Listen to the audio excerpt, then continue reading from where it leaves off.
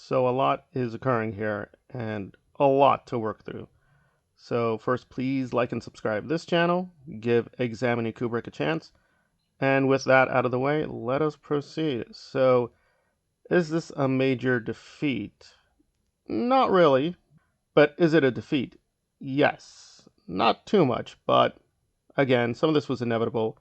In any lawsuit, both sides are going to try to argue their maximal case, but this one was probably a little shaky to begin with. So what has occurred? Well, essentially, there are many components with the Lely lawsuit against the church, and two major components, as far as I understand, are claims of defamation and claims of harassment.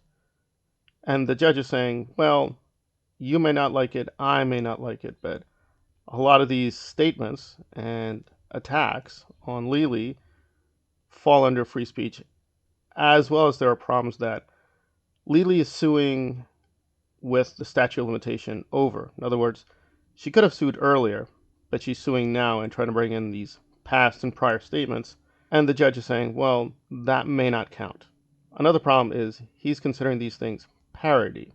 And I do understand what he's trying to say. However, I do think that's being overly generous to what the church is doing. Some of these, quote, statements are pretty harsh and over the line. They're constant comparisons of Lely to Hitler.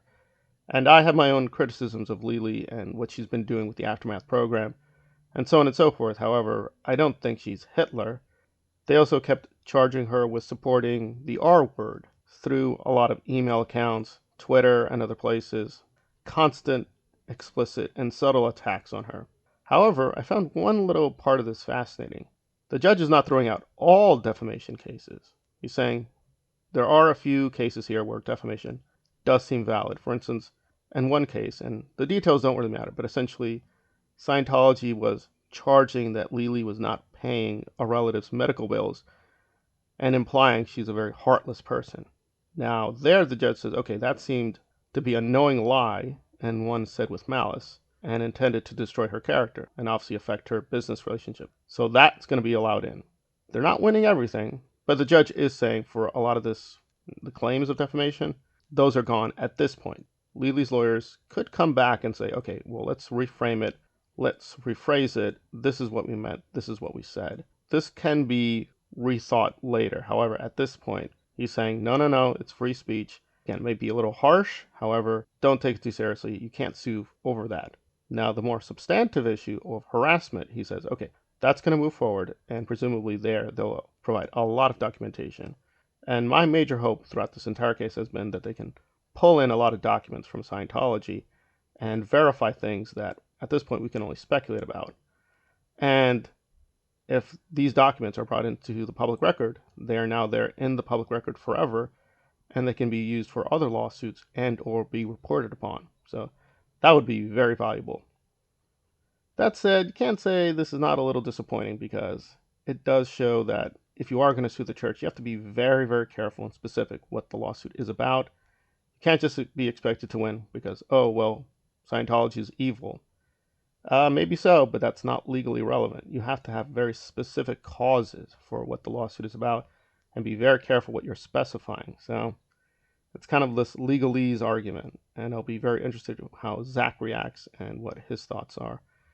And again, I don't hate Aaron Smith-Levin, but I think his weird cheerleading saying, guys, we won because little Davey, he's going to be deposed.